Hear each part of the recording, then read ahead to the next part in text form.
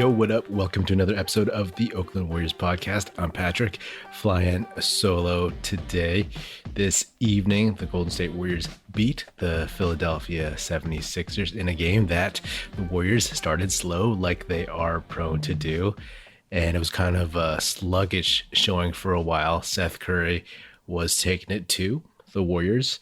And I just gotta say, Seth Curry is somebody that I'm glad to see in the NBA, that he's finally made it. I know he kind of became an NBA player officially a few years ago with Dallas more specifically, but I never understood why that guy didn't catch on. Maybe it was just like they thought he was too small, or he just wasn't as good as Steph, or maybe they thought he'd be a defensive liability. But if you're looking at him, I never understood why someone like Austin Rivers got a fair shake in the league and Seth Curry didn't early on. Maybe because Austin Rivers' dad was the coach of the Clippers and they gave him a second chance. Maybe because Austin Rivers was a late lottery pick. But I never understood that. And I mean, it's all good, whatever. But I'm glad to see Seth is holding his own out there. The Sixers didn't play with Joel Embiid, but of course the Warriors didn't play with Klay Thompson. James Wiseman and Andre Iguodala sat out again. And yeah, this was kind of a meh game to watch for a little bit, especially as the Warriors were kind of sleepwalking. Their defense it wasn't the best defensive effort in the first half. And honestly, Seth Curry and the hated Danny Green were kind of handling them for a while. You know, I used to be so indifferent to Danny Green, but I just can't stand seeing that dude on the court. Like, I will never, ever enjoy watching him play, and I will never forgive him for injuring Klay in the 2019 finals, fouling him on the dunk attempt and causing Klay's ACL tear. I'm sure Klay wanted this one. A couple observations. I mean, you know, the Warriors, they tightened it up in the second half on the defensive end, and their offense and their ball movement was just spectacular, to be honest, especially on some of those fast breaks. The ball was picking up energy, as they say, and it just kept moving and moving and moving. I was wondering in the third quarter if the Warriors would have a good run because they've been dominating third quarters, and they did. They tied the game. They got a bit of a lead, and credit to the Sixers, man. They slugged it out and they kept coming after it. I like the Sixers. They got some talent. I was always a big fan of Tyrese Maxey. If you ever saw him play in college, he just knew how to play, you know, and that's clearly translating right now. But just to get to the meat of this game, it's clear that the Warriors are an excellent team, and they're only going to get better with Klay and Wiseman coming back. So I look at this season now as pretty much they have three goals. One, maintain health. Two, secure the best possible playoff positioning they can, which would be, of course, having the best record in the league. And they're looking like they can do it. But of course, the Suns are right behind them on a 14-game winning streak. Those two games against the Suns next week are going to be really, really interesting. And then the third thing is to get some of these supporting role players acclimated, prepared for big moments, big games, the bright lights, and all that stuff, for owning their roles and taking on responsibility for helping this team win. And we saw that tonight in the fourth quarter, in that gap where Steph sat out. I was like, okay, let's see if they can hold. And they did. Jordan Poole had a great game. He had a huge impact. JTA, Juan Toscano-Anderson, of course, had a huge impact. And Andrew Wiggins had a big impact, constantly attacking. But tonight, yeah, they accomplished all three of those goals. And to me, that's what it is moving forward. Yes, there's more specific goals, individual goals, all that kind of stuff. But to get to where this team wants to be, to get to the finals, to win another title, which is perfectly within reason, they need to be successful with those goals every night. Granted, being quote unquote successful with being healthy is not always the easiest. You know, injuries happen. Sometimes it's just bad luck, random chance. But, you know, these are things that they have control over. They can manage minutes. They can manage Andre's minutes, Draymond's minutes, Steph's minutes, Otto Porter Jr., Bielitsa, Klay Thompson's, all those guys, because we're seeing right now that these younger dudes are feeling empowered, are taking ownership for the fate, the success of this team. I mean, basically, there was no Andre, no Clay, no Wiseman, and no problem, right? And that's nuts. That's really, really nuts. So first, talking about Jordan Poole, I was really impressed with his passing, especially in the first half. For those of you who didn't know, he played a lot of point guard in high school and then became more of a shooting guard at Michigan. And obviously he has been a shooting guard here in the NBA. You know, he might not have the tightest handle, but I was impressed with his passing. He had a couple nice reads on the break, and he was just making the right decisions. And that's kind of exciting to see, because we look at Poole and we're like, okay, this is Jordan Poole. This is what he does. He's up and down, and he will be for a while, but he's 22 and he will continue to get better. Like, he will be so much better at the end of this season, coming in April, May, June, towards the playoffs. And this is just a taste of what he can do. You know, some of these other guys like Damian Lee, obviously older, more formed, you know what he's going to give you. And his thing is just like being very good at those things. But Jordan Poole, his game is going to expand. It's going to be rough every now and then, but I like what he's showing. I like his skill set. I mean, he hit that past half court buzzer beater at the end of the first half. And I was like, hey, you know, the Sixers were double teaming Steph on the inbound. So Gary Payton II threw it to an open Jordan Poole and he just hit it. I was like, yo, there's somebody else on this team that can hit those shots. Probably not with the frequency that Steph has in his career, but just that there is somebody that has that ability. It's eye-opening a little bit, you know what I mean? The fact that he wants to take that shot and that he can hit it. Yes, it's a little bit of luck, but you know, that means a little something. Jordan Poole also still has the tendency to drive to the basket and then get stuck if he can't get a shot off.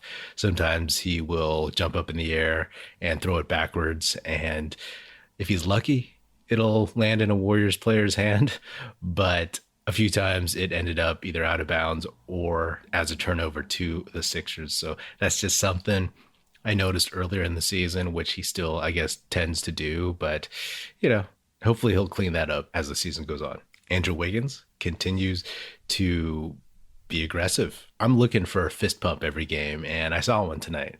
You know, I joked about that recently, and it means a lot. Right? Like, he has emotion. He doesn't really show it very much, but imagine how this must feel for him to be on this ride finally, right? He gets traded to the Warriors and they're not very good. It's like, oh, okay, this is kind of like how it was in Minnesota. But seeing this juggernaut and being a part of it and playing his role, I mean, this must be for him basketball nirvana to some extent. He goes in, plays aggressive, picks and chooses his spots, slashes, gets alley-oops, gets backdoor passes, and he just gets his points so easily. You know, it's easier now because the Warriors have better players on this team as opposed to 2 years ago or last year. He has high IQ guys who are looking for him and can make those passes. I mean, he was 7 for 13, 19 points plus 25. I mean, he clanked his first 4 free throws, but he made up for it. And although Jordan Poole didn't have the greatest shooting game, his impact, right? He was 5 for 13, but he had 5 boards and 6 assists. And in terms of Juan Toscano-Anderson, you know, like a guy who had fallen to maybe 11th, 12th man in this rotation, he'd been supplanted by Jonathan Kuminga. But of course, Kuminga's going to have his ups and downs. And Kerr's backed off playing Kuminga because Kuminga's made some iffy mistakes here and there, and he hasn't proven to be as solid or as dependable as he was when he first started getting some minutes. And Juan Toscano-Anderson is just there. The dude was 6 for 6. He had 6 boards, 6 assists, plus 21 off the bench, 13 points. That's from your 12th man. Maybe he's a little further up the chain now. Maybe he's more like, let's say he's ahead of Kuminga. He's ahead of Moody, of course. So 9th, 10th. Either way, man, that is super valuable. And he brought so much energy to this game. That one where he slipped a screen and Andre Drummond got stuck on his backside trying to chase him before JTA scored. And that was just comedy, man. I mean, Andre Drummond, he used to be decent, but he just, I don't know if he's wearing a lot of padding underneath his uniform, but he looks out of shape. He looks fat. And he looks just way too slow to be in the NBA right now, especially playing like this Warriors team that likes to play fast. I mean, Drummond's so slow. He makes Kevon Looney look quick, like he's Allen Iverson out there. The NHL season is underway, and DraftKings Sportsbook, an official sports betting partner of the NHL, has an unbelievable offer to celebrate the greatest sport on ice.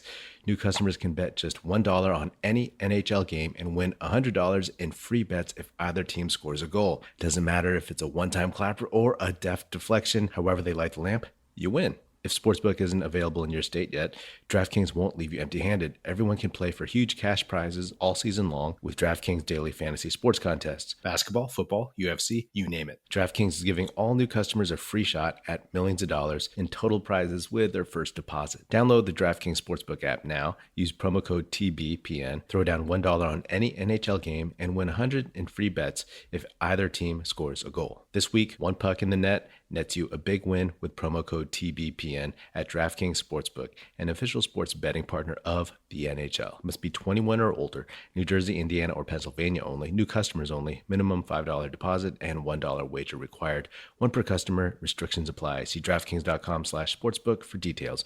Gambling problem? Call 1-800-GAMBLER.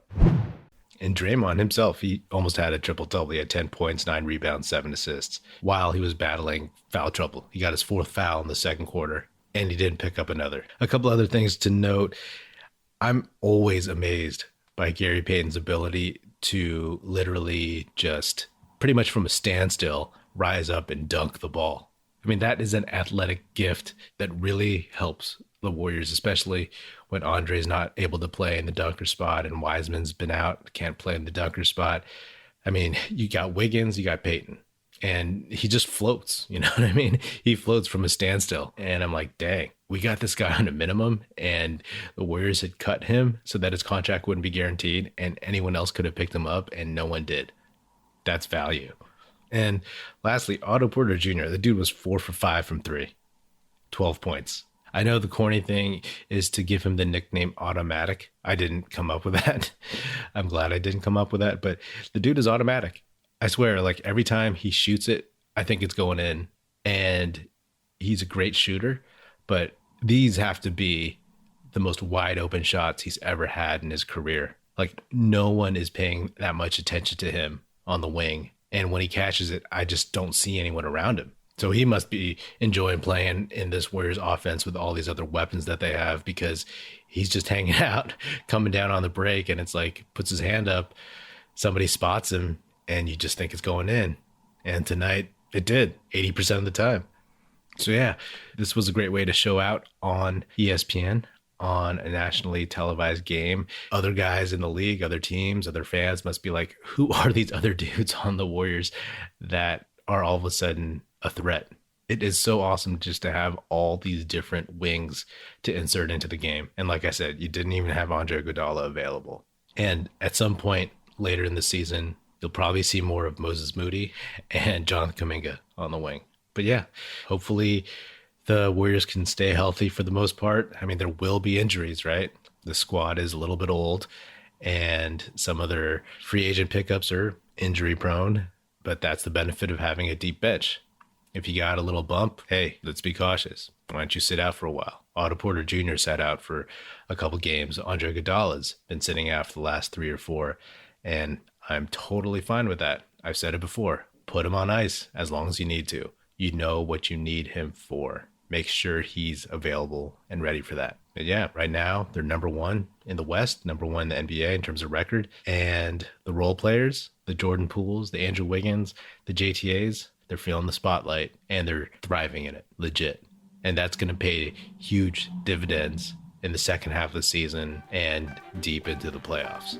Anyway, I hope you have a safe, happy holiday weekend. This has been another episode of the Oakland Warriors podcast. Be sure to subscribe wherever you get your podcast. Feel free to hit me up on Twitter at Patrick Upino or at Oakland Warriors. Check us out at oaklandwarriors.com, and be sure to tell your fellow Warrior fan friends to tune in and listen. The Oakland Warriors podcast is produced by National Film Society and is a part of the Basketball Podcast Network. And if you're so inclined, I would love it if you could leave us a 5-star review on Apple Podcasts and say nice stuff about us. Thanks. That's it. Music in this episode provided by Paper Sun. Special thanks to Paul Amardo for production support. See you next time, and go Dubs.